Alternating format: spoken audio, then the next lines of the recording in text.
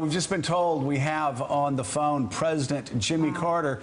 Mr. President, a great honor to have you with us here this morning. And Thank you. One of the most, I think, remarkable things about Zbig Brzezinski that I get to learn about him was how fiercely loyal he was to you, that we all know Washington figures that love to talk about how they would have done things differently. I can tell you in all the years that I've known him, all the years Mika's known him, all he does is said wonderful things about you in public, but also more importantly in private.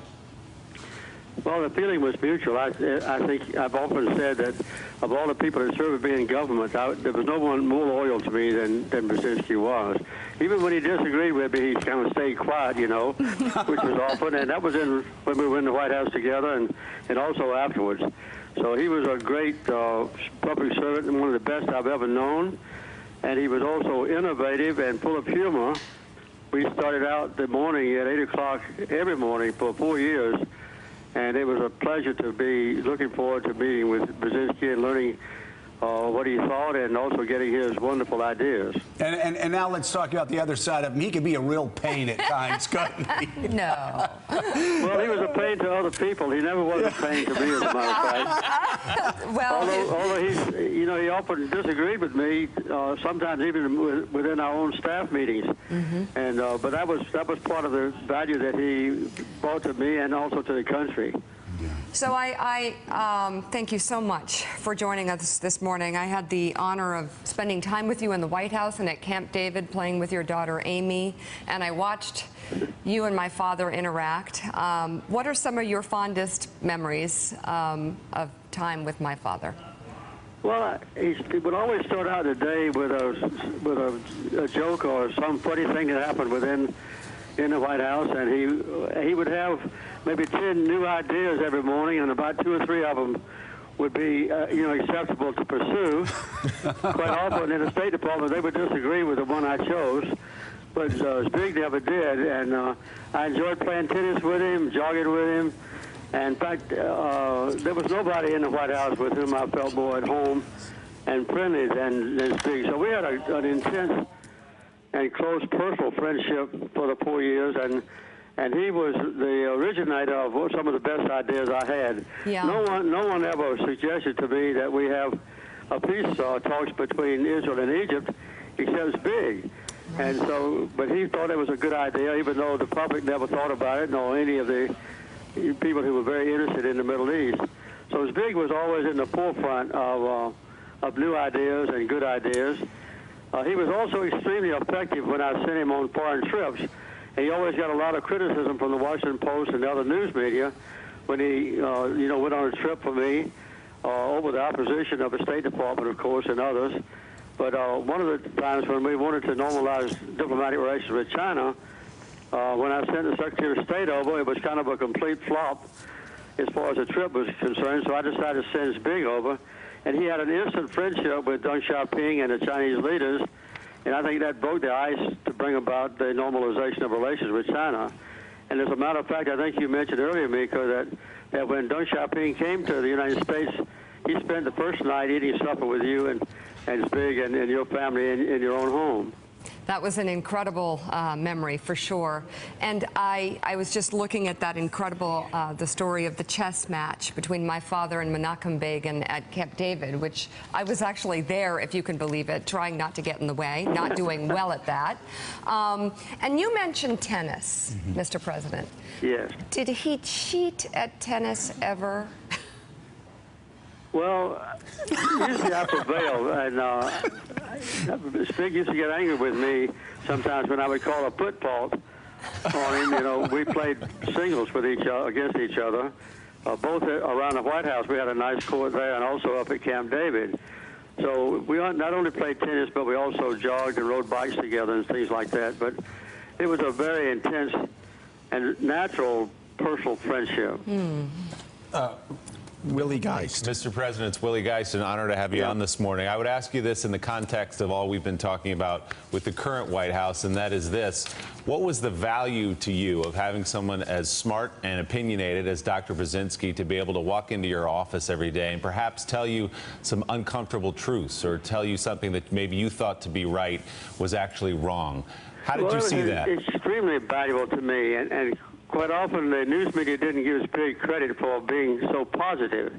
You know, everything he ever proposed, which quite often was very innovative and something no one else had ever thought of, about, you know, having a nuclear arms agreement with the Soviet Union and normalizing relations with China, which I've already mentioned, and having peace between Israel and Egypt, and pursuing the Panama Canal treaties.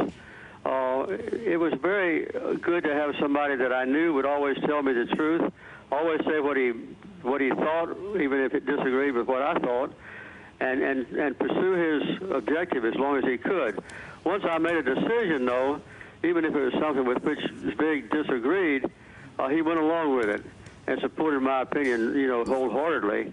And so quite often I had to choose between the State Department and Zbig's staff, and ordinarily I came down on the side of it, on the right side. That was with Brzezinski's staff. Mr. President, I was talking to Mika's daughters this weekend, and trying to explain the impact that you all had on the world, and talked about the Middle East. You hear about the Middle East peace, but do you know that President Carter's peace efforts between Israel and Egypt prevented a ground war in the Middle East for 40 years? And you look at China, the breakthrough in China and getting them over to the United States and really pursuing that has completely changed the world that we live in.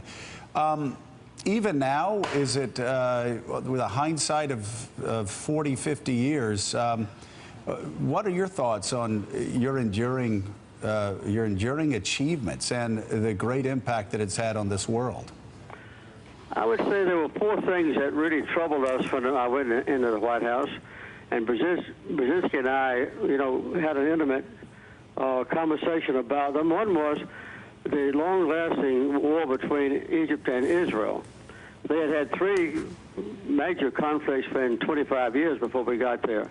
We solved that. The next thing was a nuclear arms agreement with the Soviet Union, and we worked out the SALT II agreement with Zbig's help.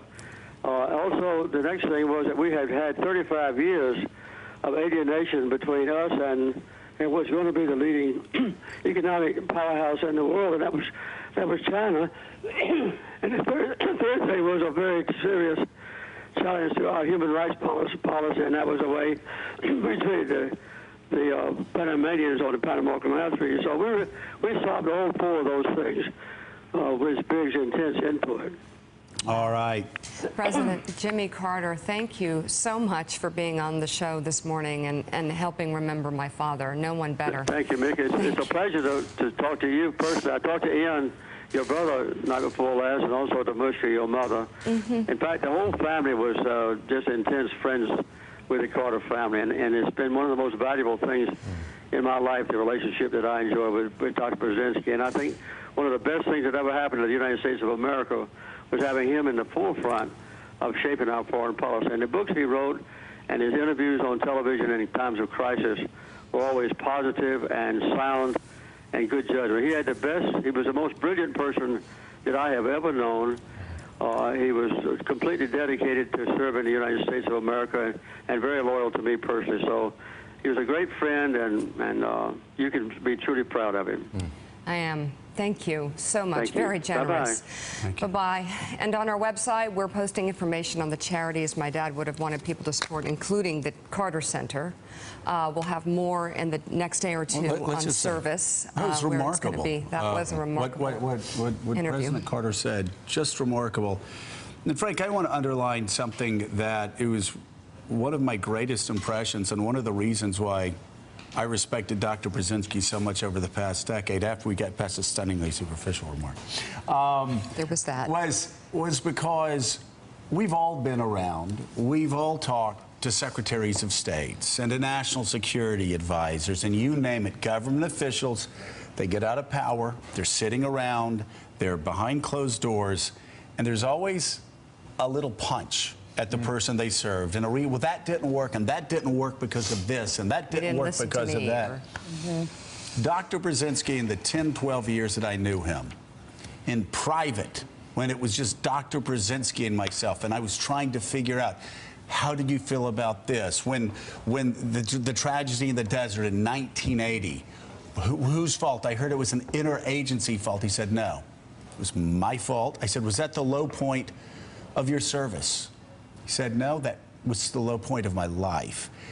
He always took it, even in private, he was always fiercely loyal to the president he served. I've never seen that in many other people. That's something that I think is sadly missing from public life today, and that observation is larger than just the Trump administration. Yeah. All right. Final thoughts after a break. We'll be right back with more from our roundtable. Thanks for checking out MSNBC on YouTube, and make sure you subscribe to stay up to date on the day's biggest stories. And you can click on any of the videos around us to watch more from Morning Joe and MSNBC. Thanks so much for watching.